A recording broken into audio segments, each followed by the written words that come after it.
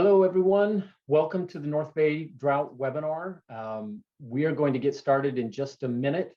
This program is being offered in both English and Spanish. So before we officially begin, I'm going to ask one of our interpreters today to step on and just explain that feature for everyone. Hi, everyone. In order to listen to any comments that are made in Spanish in today's session, we ask you to please sign into the English channel. And for that, you will need to go at the bottom of your screen. There's a globe, and please select English from that menu. And to make sure you only hear one voice at the time, you can silence or mute original audio. If you're signing in from a cell phone, for example, please make sure you press done at the end of you selecting the language. Otherwise, it will not be activated. Now I will be making this announcement in Spanish. Buenos días, bienvenidos al seminario web sobre sequía en la Bahía Norte. Para escuchar esta presentación en español, por favor, seleccionen desde la parte inferior de su pantalla, en el globo que ven allí, el español. Para escuchar solamente la voz del intérprete y no del ponente principal, en caso de que les moleste escuchar dos voces, pueden silenciar el audio original, donde dice mute original audio o mute original audio. Y bueno, bienvenidos a la presentación de hoy.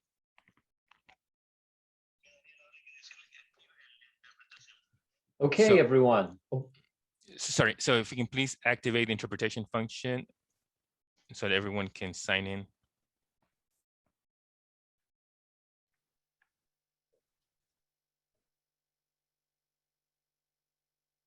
Okay, so hopefully everyone has selected their preferred language channel from that interpretation button at the bottom, English or Spanish.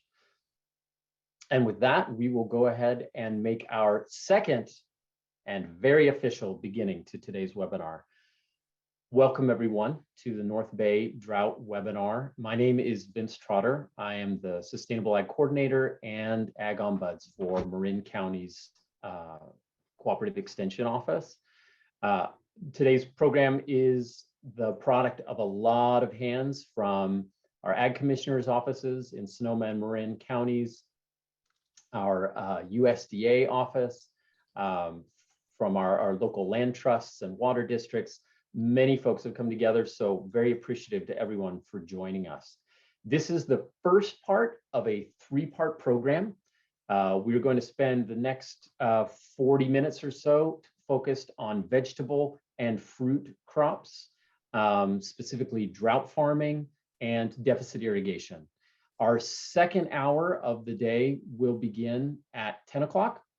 We'll be talking about funding resources, access to financial assistance.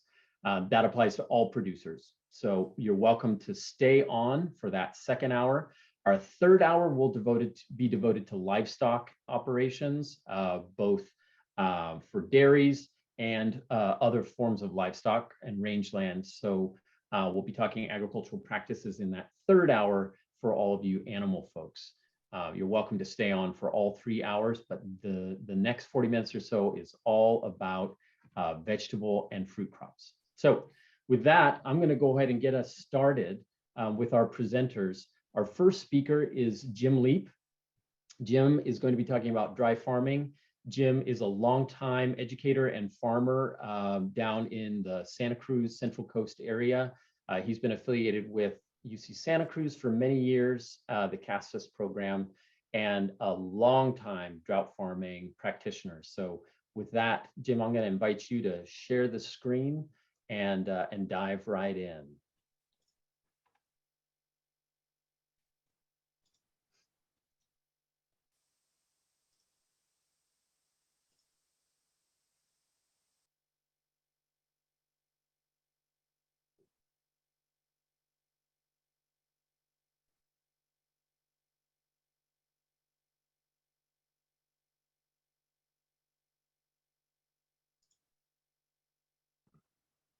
Okay, can you hear me? You're good, Jim. And can you see the screen? Looks great. It's working. It's so hard to tell.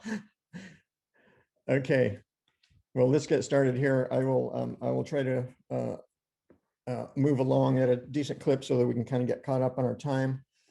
Thank you for including me in this program today. As Vince said, I have a few years of dry farming behind me. Although to put things into perspective, we had a Hopi Indian as an apprentice at the UCSC farm a number of years ago, and he brought some Hopi corn with him, and we planted it out, and we had a beautiful crop. And I asked him one day how long how many generations his family had been dry farming, and he thought for a minute, and he said, "Oh, probably about 5,000 years." So I think we're all kind of I still consider myself a beginner, and we're definitely in a little steeper learning curve now with what appears to be potentially more drought years ahead of us. So I'll share what I'm doing and what I've been doing, and my main intent here is just to give an overview of dry farming. Most of my experiences with dry farm tomato production. But for many years, I've also been playing with other more commodity type crops, and I'll share some information with you all about some of that, and hopefully this will all be helpful.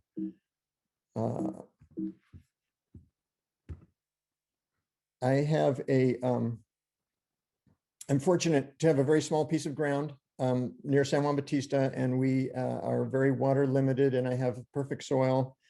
And so I'm able to produce a whole range of crops on my small farm, and also, I can experiment pretty broadly with a range of crops. So that's I feel very fortunate to be in that situation.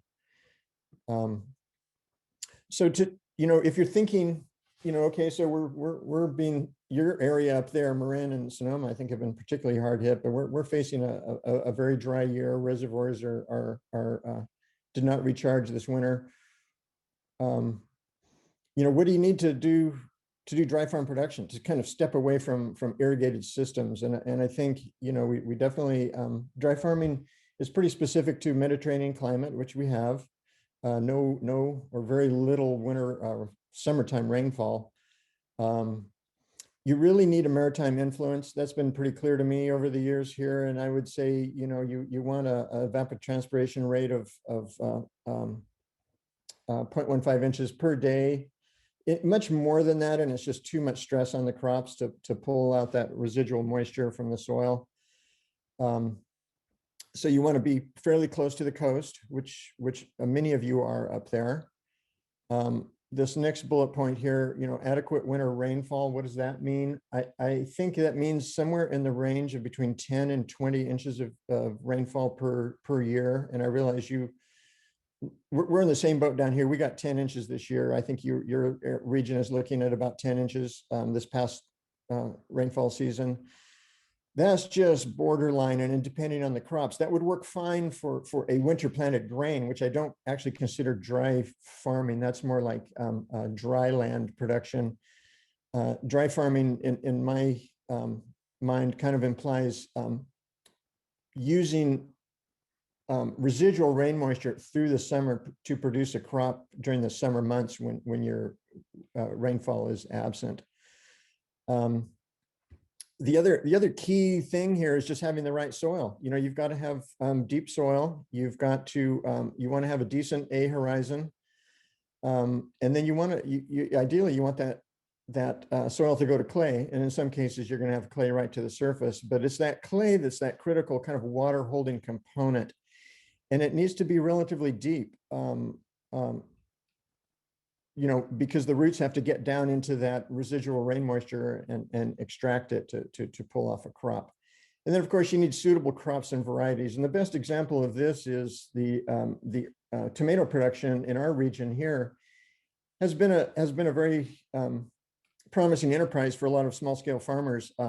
They can actually it's a viable crop, and it makes money. But there's only one variety that seems to work really well, and that's Early Girl. And people have trialed, I personally have trialed hundreds of varieties. Other growers I know have trialed hundreds of varieties. Nothing comes close to Early Girl. So I mean, I think the take home message here is if you don't have the right variety, it may not work. And I think variety, I think what makes a variety work is a deep and aggressive root system that can explore that entire soil horizon to grab the moisture. The other thing that kind of comes into play here that's pretty critical is appropriate crop density, and I'll talk about that in the next couple slides here.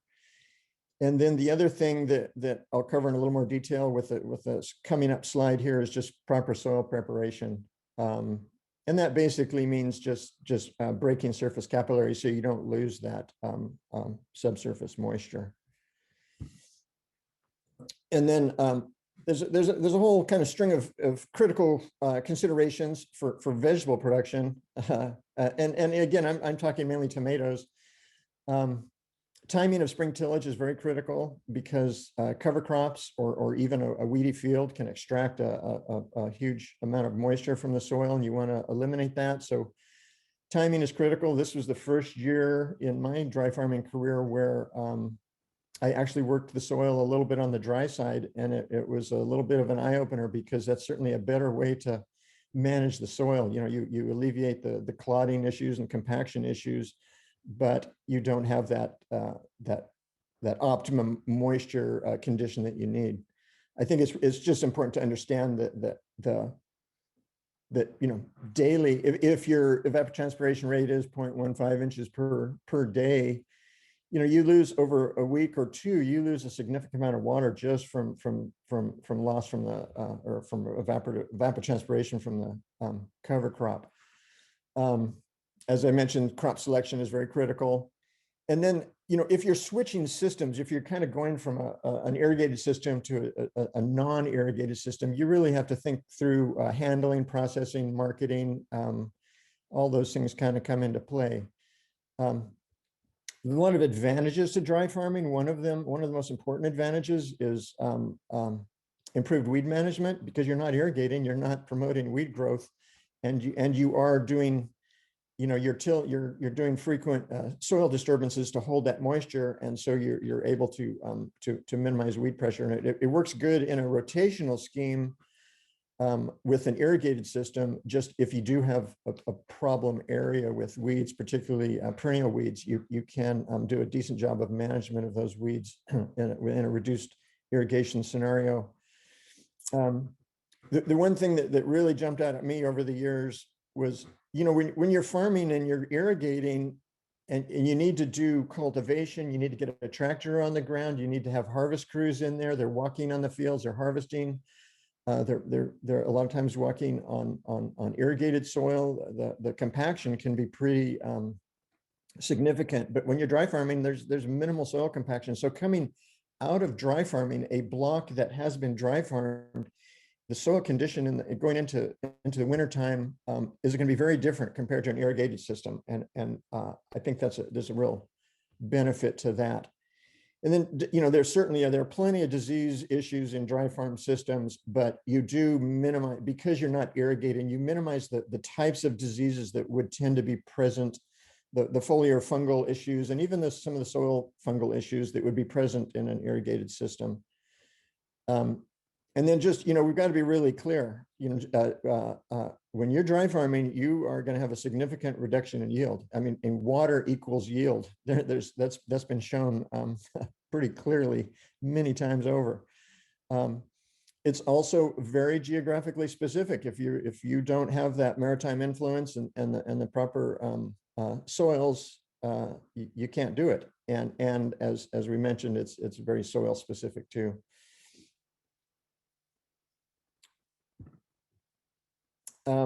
Okay, and you know, I tried in thinking about how I was going to do this presentation. I really kind of wanted to boil this thing down into just the basics, and I think this is a good way to think about dry farming. You have you have a volume of soil, basically, and you want to fill that volume of soil with rain moisture.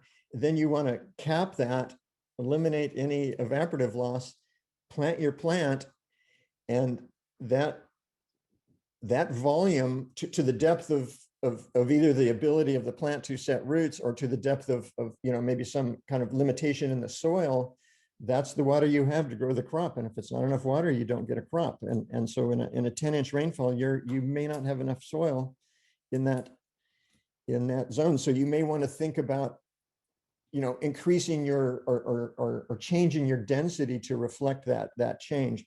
So as the crop grows, of course, the roots go into that volume, and then by the end of the season, those roots have extracted. But by the time you're setting your fruit or your grain or whatever, you still want some moisture there at the time of kind of completion of that crop.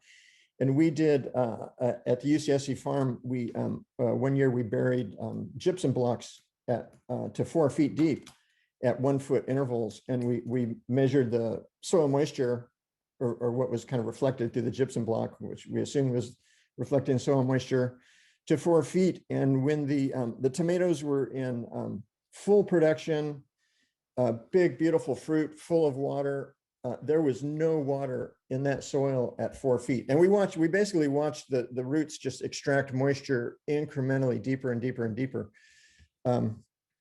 So that led me to believe that the roots are actually much deeper than 4 feet, probably 8 feet. So that just is a good indication of a suitable dry farming system.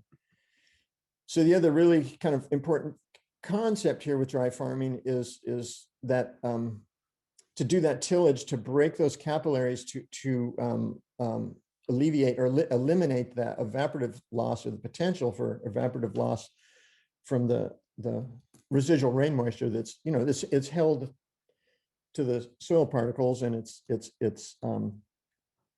because the water molecules are polar and they kind of hang together. When water starts evaporating from the soil, you lose. It's like pulling a long chain of molecules up with it. So moisture actually will move up in the soil as it evaporates from the surface. So you can in a non-tilled scenario, you would have significant moisture loss throughout the growing season. So it's really important to kind of keep that in mind, because that's really the trick here in vegetable systems and in all of the the vineyard and orchard systems that I'm familiar with. This that tillage function as a means of breaking capillaries is a pretty critical component of the system. So in my experience with dry farming, I'll just kind of go through a very quick synopsis of soil prep. This photo kind of shows use of a mechanical spader to incorporate cover crop residue. The cover crop residue has been mowed, and then we're incorporating with a mechanical spader. You could use a disc, you could use a rototiller. That there are other tillage options besides a spader, but for heavy residue, this seems to be a good route to go. But like I said, there are most larger scale dry farm producers use a standard disc and ring roller, and that's certainly enough to break those capillaries and hold that moisture. So here's a shot of the early girl tomato. This is one of the probably the most commonly used crops in dry farm systems in our region. And I went out this morning and just did a moisture assessment. This is tilled ground. It's been bedded, so it's been bedded similar to this slide with the with a combination bed shaper rototiller. And this is residual rain moisture, and you can see that I could actually form a clod that was, there's enough moisture there to kind of get the soil to hang together, but not enough to make it ribbon. And you really want it to do a really good job of dry farming.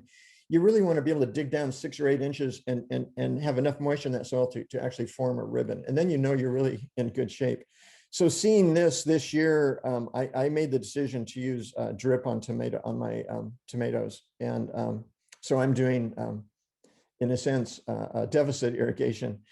And it's an experiment. I've never done this before. And I'm very curious to see how the roots respond to this. And I'm assuming the roots are going to go where the moisture is, and it's going to limit that kind of more lateral movement of the roots. And I think that's a main contributing factor to the incredible flavor that you get in a dry farm tomato. So just a couple more slides here. We do, dry farming is great for tomatoes, and that's probably the best niche. It also does, had very good luck, and I know a lot of growers that have had very good luck dry farming winter squash. So those are probably your two best options. But then there's a whole range of more commodity type crops. We've had very good luck with sunflowers,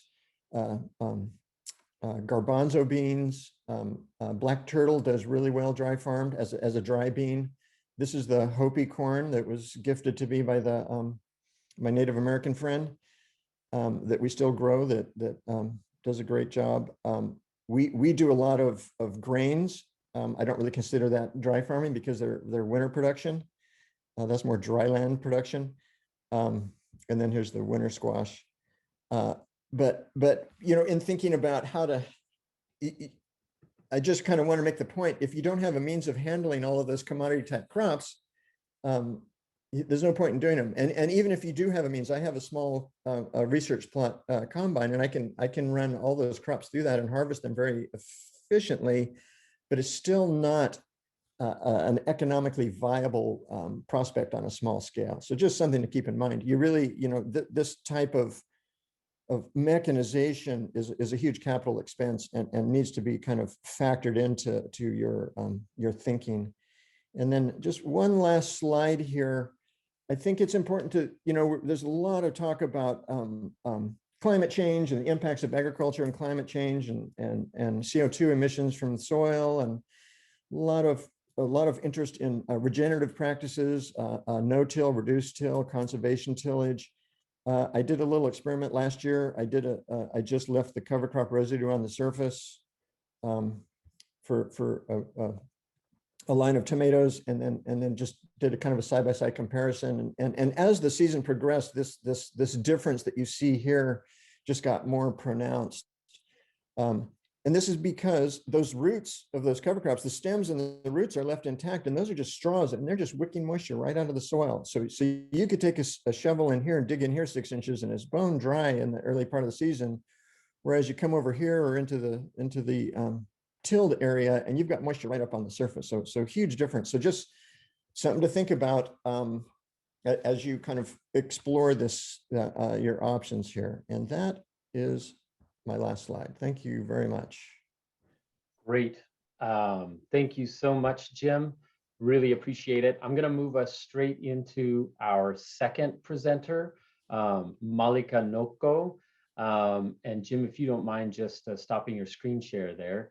Mallika is coming to us from the Department of Land, Air, and Water Resources at UC Davis. She is an assistant extension specialist there in soil, plant, and water relations. She's going to talk about deficit irrigation.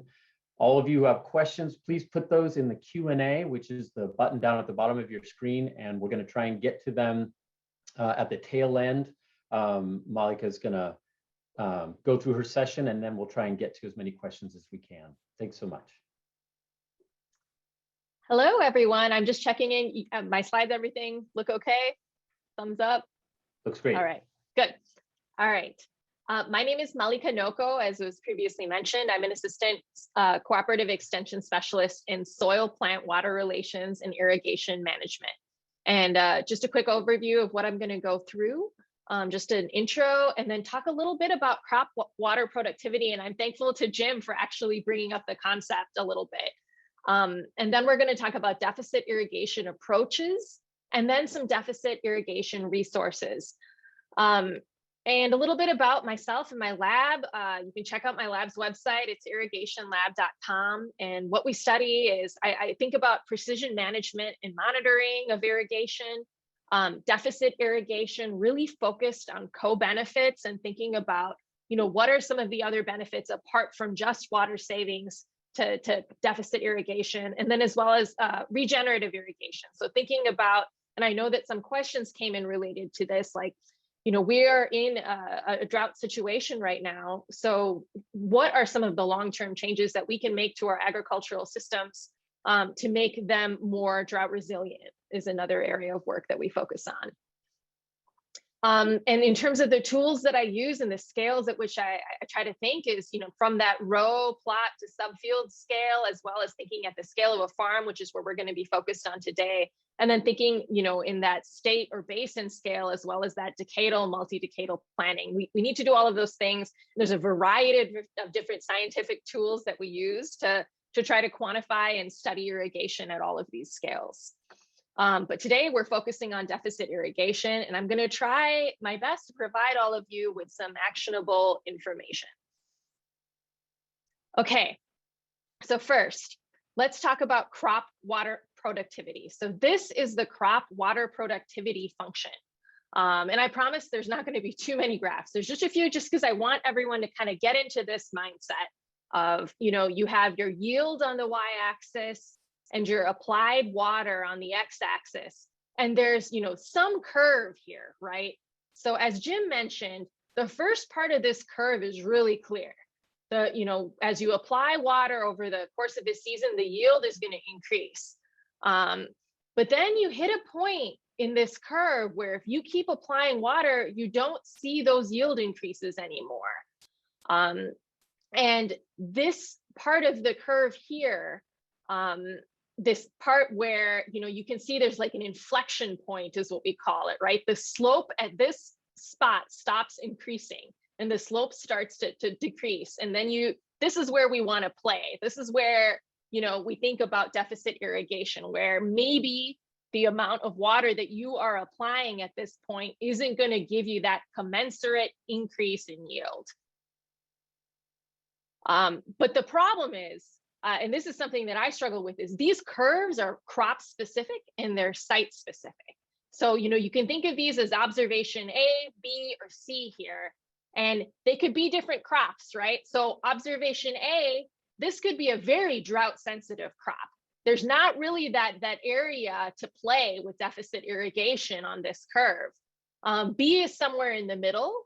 It may have there may be some deficit irrigation opportunities, and C is a great crop for deficit irrigation because there's a lot of space to kind of manipulate the applied water without a tremendous amount of yield loss. So that's one way to think about this. The other thing that I'm going to stress a few times during this is that deficit irrigation is a nuanced irrigation type of management, right?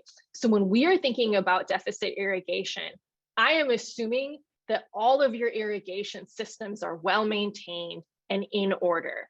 So that is something that before you get into this space of trying deficit irrigation, make sure that your irrigation systems are working. Do that distribution uniformity test. And make sure that you are actually functioning as optimally as you can before you start to manipulate your irrigation schedules and try some of these strategies. So that's kind of what I wanted to mention. The other thing related to these and why sometimes you'll have different types of crop water productivity is, all of you, I think, are well aware that we only have two variables here. And there are several other variables that are not pictured on this curve, right? Your nitrogen management, your pest management, your disease management, all of those things can have interactions with water and also impact your water productivity.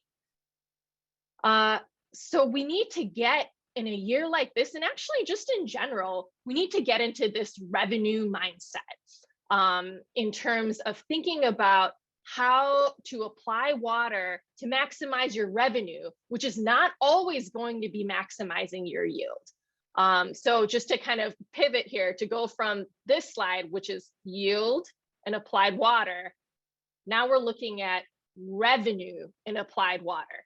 And as water becomes more and more scarce, and that cost of water increases, you may actually be able to maximize your revenue by applying less water and trying to optimize some of the other traits, like Jim was mentioning with tomatoes, optimizing those flavor traits, trying to find markets that are more interested in a higher quality product. So deficit irrigation can help to maximize this revenue component when water is really scarce. It's kind of the sum of all of this.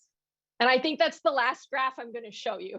So thanks for looking at those, and hopefully that they were helpful to just kind of start thinking about that mindset, which I'm sure many of you already are, but in a year like this, it's really important to kind of think about water in that way.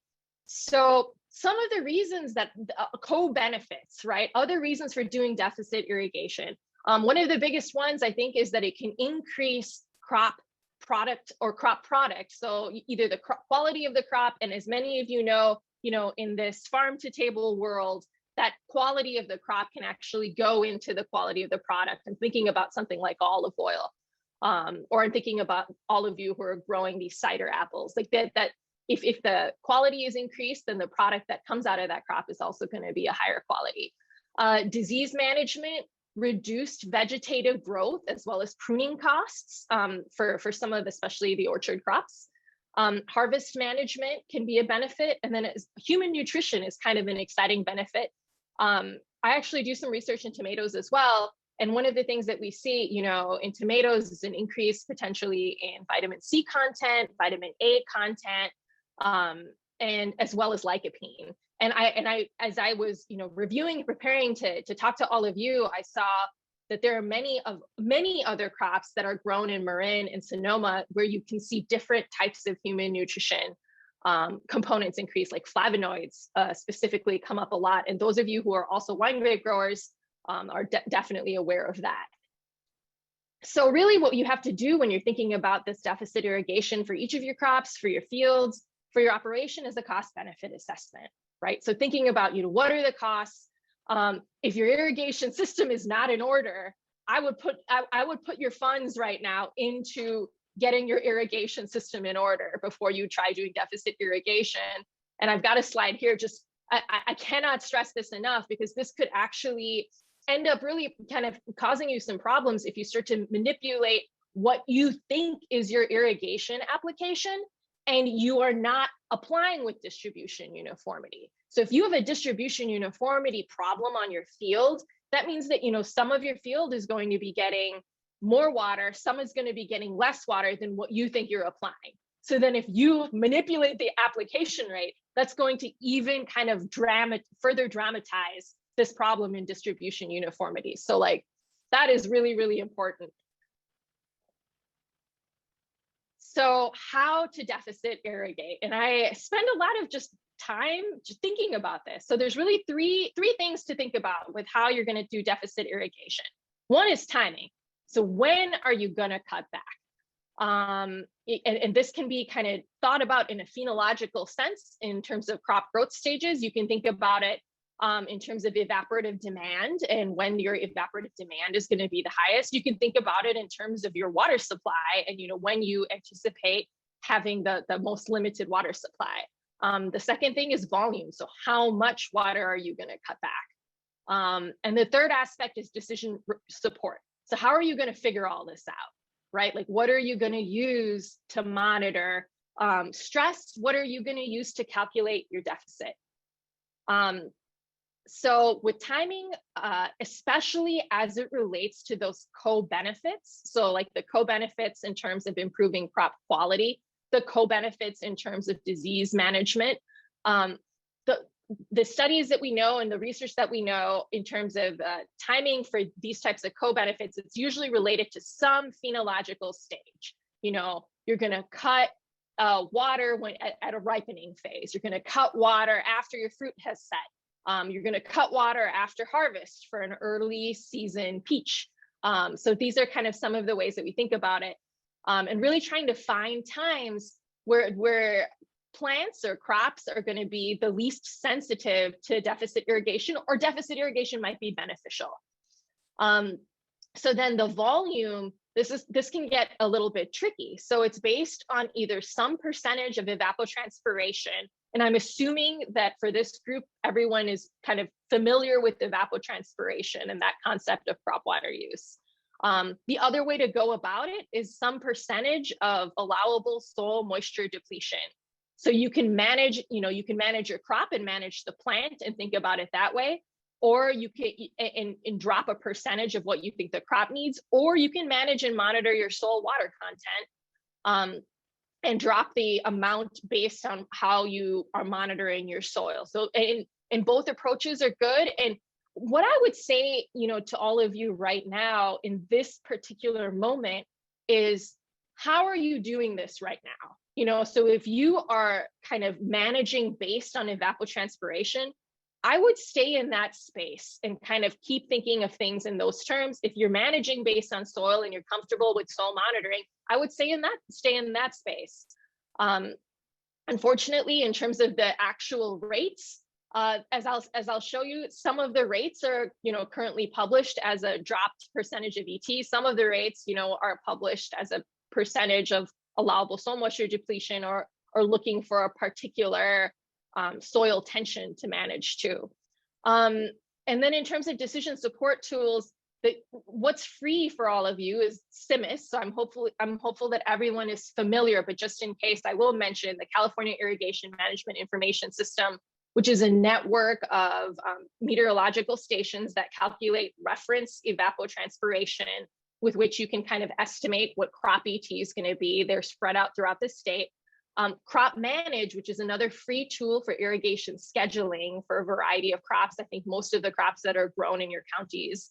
And then there are a variety of commercial services that provide soil samples, provide imagery from either satellites or aerial imagery, can help estimate stem water potential. Some of you may already be familiar, if you are growing tree fruits, with how to measure stem water potential, but I will talk about that just a little bit.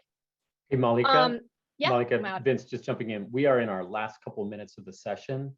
So okay. I'm just going to ask you to jump ahead to your key slides. And then for everybody else, we've got your questions in the Q&A. We're going to answer them later and send you the responses, because we're just not going to have time to do a full Q&A here today. Okay, sounds good. So I'm jumping ahead kind of from the point of, talking about those tools that we have out there. And I will send you my slides that'll have those tools, but I just wanted to talk about some key crops that Vince had let me know that all of you are growing and are interested in. So first, thinking about apples specifically for cider, I just want to mention right off the bat, there has not been a tremendous amount of research on deficit irrigation in cider apples. So just going forward, if somebody wants to do some on-farm research on this topic, please let me know, because all of you have helped me identify that we have a gap in the research for California looking at deficit irrigation for cider apples. But what I could find is this: in terms of when to actually do deficit irrigation for cider apples, that mid to late season would be the time. So during that fruit growth stage, after the fruits have set. And in terms of how much you're going to drop it, 75 to 80% of the total water available in the soil, or 50 to 75% of crop ET. Co-benefits: a smaller size, lower weight during storage, increased firmness, increased aromatics, increased tannins, and increased total solids. So all of these, many of these things were seen as not valuable for fresh to market apples, are actually desirable for those of you who are making cider, especially that drop in size increase in aromatics and increase in firmness. I want to finish up, but I kind of put together this table looking at these key crops, so we can talk maybe more about that. But I do want to be respectful of our time. I will say this: benefits and trade-offs for all of these crops: olives, stone fruit, Meyer lemons, strawberry. And there was some kind of way, some phenological stage here at this table is when it's recommended to do the cut. And this part of this table is thinking about how much you might want to cut, as well as some co-benefits. And in terms of how I put together the deficit here, I really tried to be kind of careful in terms of cutting as little as possible, in terms of finding studies where there's a statistically insignificant change to yield. And a statistically insignificant change to yield does not mean that there wasn't some effect that you may see on yield. It just means that it was statistically insignificant.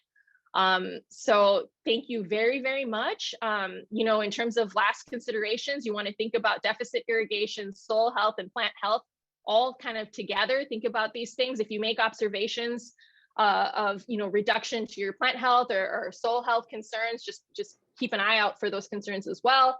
And please feel free to contact me with questions or comments. Thank you. Great. Thank you, Mallika. Apologies to everyone for having to cut Jim and Mallika both short. I know we could listen to both of them for another several hours. We will be sharing your slides, your questions in the Q&A box. Feel free to keep plugging those in. And what we're going to do is get Jim and Mallika to weigh in on some of those questions, and we will pass those along with slides and the recordings from today. I know Mallika was also looking at some other crops in addition to the tree fruit. So, we'll be sure to include information for as many of you types of farmers out there as possible. With that, we are at the 10 o'clock hour, which means it's time for us to transition out of fruit and vegetables into an hour's conversation on financial assistance and where farmers and ranchers can find help covering some of the costs associated with the drought. So I'm going to close the door on our last session and officially begin our next session. Everyone's welcome to stay on.